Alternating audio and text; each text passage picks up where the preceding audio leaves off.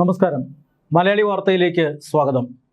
ഒരു കാലത്ത് സ്വന്തം രാജ്യത്തിൻ്റെ അതിർവരമ്പുകൾ കാത്തുസൂക്ഷിക്കാനുള്ള ആയുധങ്ങൾക്ക് വേണ്ടി വിദേശ രാജ്യങ്ങളെ ആശ്രയിച്ചിരുന്ന രാജ്യമാണ് ഭാരതം. റഷ്യയെയും ഇറ്റലിയെയും അമേരിക്കയെയും ഒക്കെ ആശ്രയിച്ചായിരുന്നു നമ്മുടെ ആയുധ ഇറക്കുമതി നടന്നുകൊണ്ടിരുന്നത്. നമുക്കാവശ്യമുള്ള ആയുധങ്ങളുടെ വലിയൊരു പങ്കും നമ്മൾ ഇറക്കുമതി ചെയ്യുകയായിരുന്നു. ഇത് നമ്മളുടെ വിദേശ നാണ്യ ശേഖരത്തെ ഇല്ലാതാക്കിയെന്ന് മാത്രമല്ല, രാജ്യത്തിനകത്ത് വലിയ രീതിയിലുള്ള അഴിമതിക്കും ഇത് അവസരമൊരുക്കി. ഇറക്കുമതി ചെയ്യുന്ന ആയുധങ്ങൾക്ക് വേണ്ടിയിട്ടുള്ള കരാറുകളിൽ ഇടനിലക്കാർ കയറിക്കൂടി. ശതകോടികളുടെ അഴിമതി നടന്നു. പൊതുപണം ഖജനാവിൽ നിന്നും അങ്ങനെ ഒഴുകിക്കൊണ്ടേയിരുന്നു. പക്ഷേ രാജ്യത്തിൻ്റെ പ്രതിരോധ രംഗത്തിന് ഇറക്കുമതി ചെയ്യുന്ന ആയുധങ്ങൾ വലിയ രീതിയിൽ കരുത്തായി മാറിയില്ല. ഈ ആയുധങ്ങളെക്കുറിച്ചുള്ള എല്ലാ വിവരവും ശത്രുക്കൾക്ക് ലഭ്യമാണ് എന്നുള്ളതാണ് ഏറ്റവും പ്രധാനപ്പെട്ട കാര്യം. മാത്രമല്ല, ഈ ആയുധങ്ങളുടെ ഒരു സാങ്കേതിക വിദ്യ അത് നമ്മുടെ രാജ്യത്തിന് ലഭിക്കാത്തതുകൊണ്ട് നമ്മുടെ രാജ്യത്തിന് സ്വന്തമായി ആയുധങ്ങൾ നിർമ്മിക്കുവാനോ ആയുധങ്ങൾ നിർമ്മിച്ചുകൊണ്ട് ഈ രാജ്യത്തിൻ്റെ തൊഴിലവസരങ്ങൾ വർദ്ധിപ്പിക്കാനോ കഴിയാത്ത ഒരു സാഹചര്യമുണ്ടായിരുന്നു. ഈ അടുത്ത കാലം വരെയും ആ സാഹചര്യത്തിന് മാറ്റമൊന്നും ഉണ്ടായിരുന്നില്ല. 2014 ശേഷമാണ് പ്രതിരോധ രംഗത്ത് അടിമുടി മാറ്റം ഭാരതത്തിലുണ്ടായത്. 2014 നരേന്ദ്രമോദി സർക്കാർ അധികാരത്തിലെത്തിയതിന് ശേഷം സൈന്യത്തിൻ്റെ ആയുധവൽക്കരണത്തിനും ആധുനികവൽക്കരണത്തിനും വലിയ പ്രാധാന്യം നൽകി. അതായത് നേരത്തെ ഉണ്ടായിരുന്നതിനേക്കാൾ വ്യത്യസ്തമായി സൈന്യത്തിൻ്റെ പക്കൽ നമ്മൾ സ്വന്തമായി നിർമ്മിക്കുന്ന ആയുധങ്ങൾ ഉണ്ടാകണം എന്നൊരു നയത്തിലേക്ക് നമ്മുടെ സർക്കാർ മാറി. അതിനുശേഷമാണ് നമുക്കാവശ്യമുള്ള ചില ആയുധങ്ങൾ നമ്മൾ തന്നെ ഉണ്ടാക്കാൻ ശ്രമിച്ചത്. മാത്രമല്ല, അതൊരു വലിയ വിജയമായി മാറുകയും ചെയ്തു. ഇന്നിപ്പോൾ ഭാരതം ആയുധങ്ങൾ നിർമ്മിക്കുന്ന അല്ലെങ്കിൽ ഇറക്കുമതി ചെയ്യുന്ന രാജ്യം മാത്രമല്ല, ആയുധങ്ങൾ കയറ്റുമതി ചെയ്യുന്ന രാജ്യം കൂടിയാണ്. ഇന്ത്യയുടെ പ്രതിരോധ കയറ്റുമതി മേഖല റോക്കറ്റ് പോലെ കുതിക്കുകയാണ്. ഒരുപക്ഷെ മിസൈലുകൾ പോലെ ഉയരങ്ങളിലേക്ക് അത് കുതിക്കുകയാണ് എന്ന് തന്നെ പറയേണ്ടി വരും. ഈ ഒരു രംഗത്തെ ഏറ്റവും പ്രധാനപ്പെട്ട ഒരു കണക്ക് പുറത്തു വരുമ്പോൾ അത് രാജ്യത്തിന് ഏറ്റവും വലിയ അഭിമാന നിമിഷമായി മാറുകയാണ്.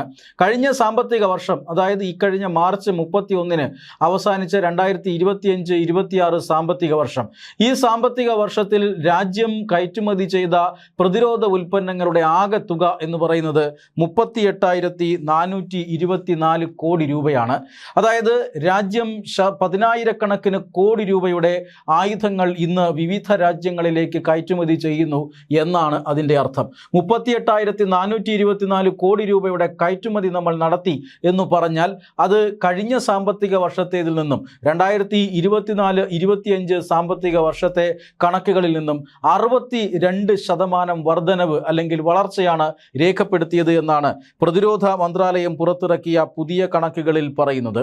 2029-30 സാമ്പത്തിക വർഷത്തിൽ 50,000 കോടിയുടെ പ്രതിരോധ കയറ്റുമതിയിൽ എത്തിച്ചേരുക എന്നതാണ് രാജ്യത്തിൻ്റെ ലക്ഷ്യമെന്നും ഇപ്പോൾ പ്രതിരോധ മന്ത്രാലയം പുറത്തിറക്കിയ കണക്കുകളിൽ പറയുന്നുണ്ട്.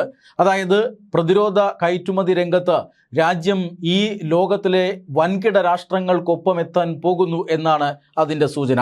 50,000 കോടി രൂപയുടെ ആയുധങ്ങൾ ഒരു രാജ്യം കയറ്റുമതി ചെയ്യുന്നു എന്ന് പറഞ്ഞാൽ ആ രാജ്യത്തെ സംബന്ധിച്ചിടത്തോളം അഭിമാനിക്കാവുന്ന ഒരു കാര്യമാണ്.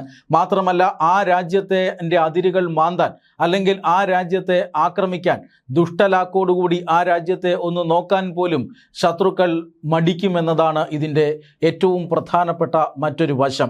എന്തായാലും രാജ്യത്ത് പ്രതിരോധ ഉൽപ്പന്നങ്ങളുടെ കയറ്റുമതി അത് വലിയ രീതിയിൽ വർദ്ധിക്കുന്നു എന്നുള്ളത് രാജ്യത്തിനാകെ ആവേശം നൽകുന്ന ഒരു വാർത്തയാണ്.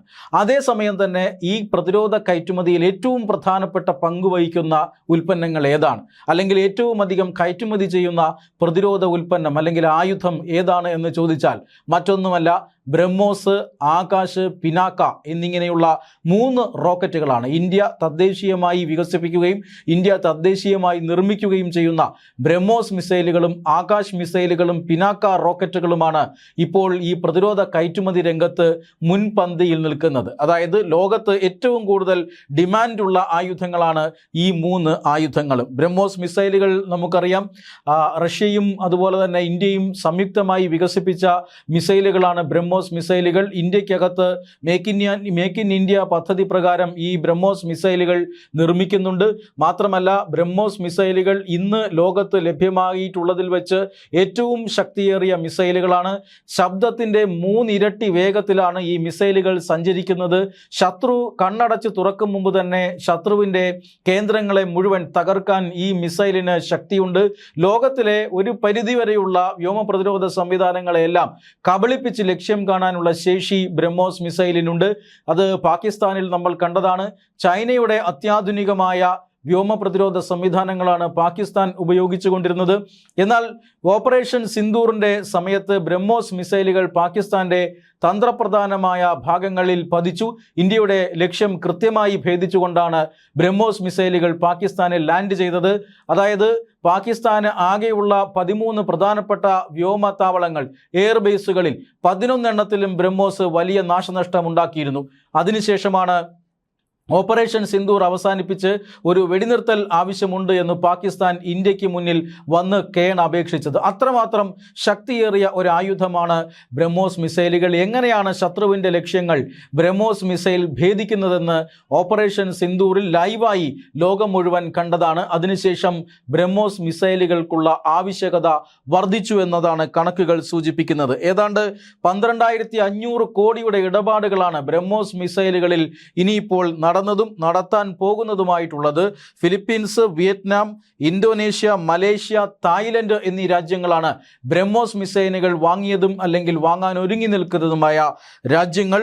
ഇങ്ങനെ ബ്രഹ്മോസ് മിസൈലുകൾ ഇന്ത്യയുടെ പ്രതിരോധ കയറ്റുമതിയിൽ 1-ാം സ്ഥാനത്ത് നിൽക്കുമ്പോൾ 2-ാം സ്ഥാനത്ത് ആകാശ് മിസൈലുകളാണ്.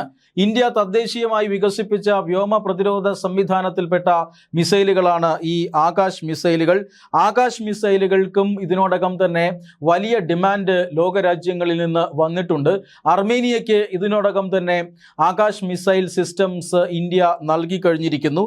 ഏതാണ്ട് 6,100 കോടി രൂപയുടെ ഇടപാടുകളാണ് ഇന്ത്യയും അർമേനിയയുമായി ആകാശ് മിസൈലുകൾ കൈമാറാനായി ഇപ്പോൾ ധാരണയായിരിക്കുന്നത്. ഇതിൻ്റെ ഒരു ഡെലിവറി അതിപ്പോൾ ആരംഭിച്ചതായും സൂചനയുണ്ട്. ഇതുകൂടാതെ ആഫ്രിക്കൻ, തെക്കേ അമേരിക്കൻ രാജ്യങ്ങളും ഈ പറയുന്ന ആകാശ് മിസൈലുകളോട് താല്പര്യം പ്രകടിപ്പിച്ചിട്ടുണ്ട്. ഈ രാജ്യങ്ങളുമായി ഇന്ത്യ ചർച്ചകൾ നടത്തി വരികയുമാണ്. 3-ാമത്തെ ഏറ്റവും പ്രധാനപ്പെട്ട ആയുധം പിനാക്കയാണ്. ബ്രഹ്മോസും ആകാശ് മിസൈലുകളും കഴിഞ്ഞാൽ ഈ ഇന്ത്യൻ പ്രതിരോധ കയറ്റുമതിയിൽ 3-ാം സ്ഥാനത്ത് നിൽക്കുന്നത് പിനാക്ക റോക്കറ്റുകളാണ്. അതായത് ഇന്ത്യയുടെ മൾട്ടി ബാരൽ റോക്കറ്റ് സിസ്റ്റമാണ് ഈ പിനാക്ക ഇന്ത്യ തദ്ദേശീയമായി നിർമ്മിച്ചതാണ്. ഫ്രാൻസ് അടക്കമുള്ള മുൻനിര രാജ്യങ്ങളാണ് ഇപ്പോൾ ഈ പിനാക്കയുടെ ആവശ്യക്കാരായി എത്തിയിട്ടുള്ളത്. അർമേനിയയ്ക്കും പിനാക്ക സംവിധാനം ഇന്ത്യ നൽകിയിട്ടുണ്ട്. ഇങ്ങനെ ഇന്ത്യൻ പ്രതിരോധ കയറ്റുമതിയുടെ 3 പ്രധാനപ്പെട്ട നെടുംതൂണുകളായി ബ്രഹ്മോസും അതുപോലെ തന്നെ പിനാക്കയും ആകാശ് മിസൈലുകളും മാറിയിരിക്കുകയാണ്. കൂടുതൽ ആയുധങ്ങൾ ഇന്ത്യ വികസിപ്പിക്കുന്ന ഘട്ടത്തിലാണ്. അത് വികസിപ്പിച്ച് അതിൻ്റെ പരീക്ഷണങ്ങൾ പൂർത്തിയാകുന്നതോടുകൂടി ആ ആയുധങ്ങളും ഈ കയറ്റുമതി മേഖലയിലേക്ക് വരും എന്നുള്ളതാണ് ഏറ്റവും പ്രധാനപ്പെട്ട കാര്യം. ഇന്ത്യയെ സംബന്ധിച്ചിടത്തോളം പ്രതിരോധ കയറ്റുമതി രംഗത്ത് ഇടപെടുന്ന വളരെ പ്രധാനപ്പെട്ട ചില ചുരുക്കം കമ്പനികൾ മാത്രമാണുള്ളത്. അത് പൊതുമേഖലാ കമ്പനിയായ HAL ആണ് ഇതിൽ 1-ാം സ്ഥാനത്ത് നിൽക്കുന്നത്. അതോടൊപ്പം തന്നെ അദാനി ഡിഫൻസ് എന്ന മറ്റൊരു സ്വകാര്യ കമ്പനിയും ഈ പ്രതിരോധ ഉൽപ്പന്നങ്ങളുടെ നിർമ്മാണത്തിൽ മുൻപന്തിയിലുണ്ട്. പാകിസ്ഥാൻ ഓപ്പറേഷൻ സിന്ദൂർ സമയത്ത് ഇന്ത്യക്കെതിരെ ആയിരക്കണക്കിന് ഡ്രോണുകൾ പ്രയോഗിച്ചിരുന്നു. ഈ ഡ്രോണുകളെല്ലാം ഒരെണ്ണം പോലും ലക്ഷ്യം കാണാതെ ആകാശത്ത് വെച്ച് തകർക്കാൻ നമുക്ക് കഴിഞ്ഞത് അദാനി ഡിഫൻസ് വികസിപ്പിച്ച ഡ്രോൺ പ്രതിരോധ സംവിധാനങ്ങളാണ് എന്ന് നമ്മൾ നേരത്തെ കണ്ടതാണ്. ഇത്തരത്തിൽ അദാനി ഡിഫൻസും അതുപോലെ തന്നെ HALുമാണ് ഇപ്പോൾ പ്രതിരോധ ഉൽപ്പന്ന കയറ്റുമതിയിൽ മുൻപന്തിയിലുള്ളത്. ഈ മേഖല വികസിക്കുന്നതോടുകൂടി കൂടുതൽ സ്വകാര്യ കമ്പനികൾ ഈ മേഖലയിലേക്ക് വരുമെന്നാണ് കേന്ദ്ര സർക്കാർ കണക്കുകൂട്ടുന്നത്. ഇത് ഇന്ത്യയുടെ തൊഴിലവസരങ്ങൾ, ഇന്ത്യൻ യുവാക്കൾക്കുള്ള തൊഴിലവസരങ്ങൾ വർദ്ധിപ്പിക്കുകയും ഇന്ത്യയുടെ സമ്പദ് വ്യവസ്ഥയ്ക്ക് ഉത്തേജനം നൽകുകയും ചെയ്യും എന്നാണ് കേന്ദ്ര സർക്കാർ കണക്കുകൂട്ടുന്നത്. അതുകൊണ്ട് തന്നെയാണ് 2029-2030 സാമ്പത്തിക വർഷമാകുമ്പോൾ 50,000 കോടി രൂപയുടെ പ്രതിരോധ കയറ്റുമതി നടക്കണമെന്ന് കേന്ദ്ര സർക്കാർ ലക്ഷ്യം വയ്ക്കുന്നത്. ഇത്തരത്തിൽ കൂടുതൽ സ്വകാര്യ കമ്പനികളെ പോലും ആകർഷിക്കുന്ന രീതിയിൽ പുതിയ പ്രതിരോധ ഉൽപ്പന്ന കയറ്റുമതി നയം പോലും കേന്ദ്ര സർക്കാർ വരും വർഷങ്ങളിൽ ആവിഷ്കരിച്ച് നടപ്പിലാക്കാൻ നടക്കാനുള്ള സാധ്യതയുണ്ട്. 100-ലധികം രാജ്യങ്ങളിലേക്ക് നമ്മുടെ പ്രതിരോധ കയറ്റുമതി വർദ്ധിക്കുന്നു അല്ലെങ്കിൽ എത്തിപ്പെടുന്നു എന്നുള്ളതാണ് മറ്റൊരു പ്രധാനപ്പെട്ട ഘടകം.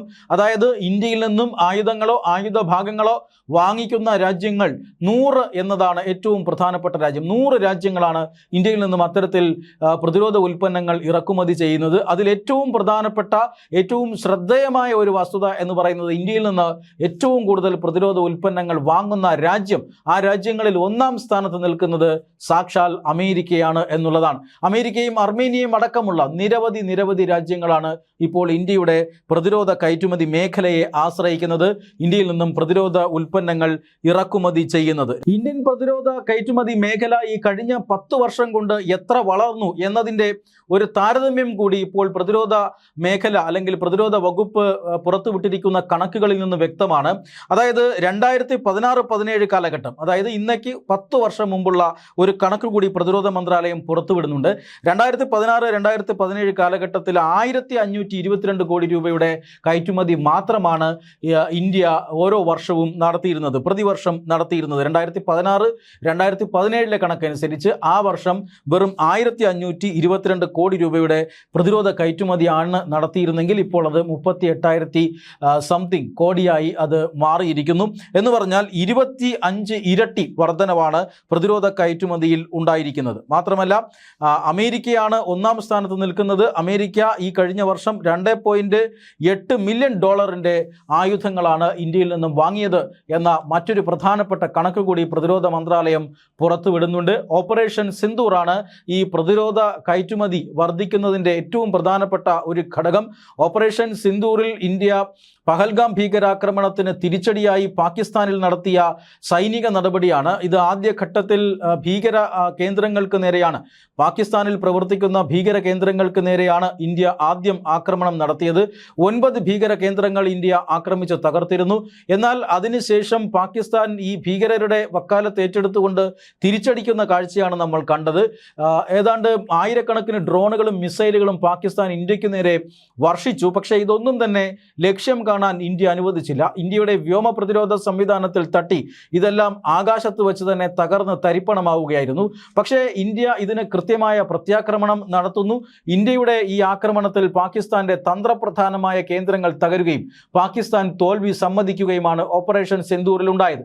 ഓപ്പറേഷൻ സിന്ദൂർ എന്ന സൈനിക നടപടിയിൽ ഉപയോഗിച്ച ഭൂരിഭാഗം ആയുധങ്ങളും ഇന്ത്യയിൽ തന്നെ വികസിപ്പിച്ചവയും നിർമ്മിച്ചവയുമായിരുന്നു. അതുകൊണ്ട് തന്നെ ഓപ്പറേഷൻ സിന്ദൂറിന് ശേഷം ഇന്ത്യയുടെ ആയുധങ്ങളിൽ വലിയൊരു മതിപ്പ് അന്താരാഷ്ട്ര തലത്തിൽ തന്നെ ഉണ്ടായി.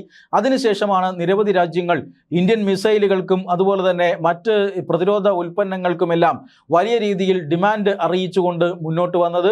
അത് ഇന്ത്യയുടെ പ്രതിരോധ കയറ്റുമതി വർദ്ധിപ്പിക്കുകയും ചെയ്തു. ഇന്ത്യൻ സമ്പദ് വ്യവസ്ഥയ്ക്ക് ഗുണകരമാവുന്ന അല്ലെങ്കിൽ ഇന്ത്യയെ വലിയ രീതിയിൽ ഇന്ത്യയിലെ ജനങ്ങളെ ആവേശത്തിലാഴ്ത്തുന്ന കണക്കുകളാണ് ഇപ്പോൾ പ്രതിരോധ മന്ത്രാലയം ഈ പുറത്തുവിട്ടിരിക്കുന്നത്. അടുത്ത ലക്ഷ്യം 50,000 കോടിയാണ്. അത് 2029-2030 സാമ്പത്തിക വർഷത്തിൽ കൈവരിക്കും എന്ന ഒരു ലക്ഷ്യം കൂടി മുന്നോട്ട് വയ്ക്കുകയാണ് ഇന്ത്യയുടെ പ്രതിരോധ മന്ത്രാലയം.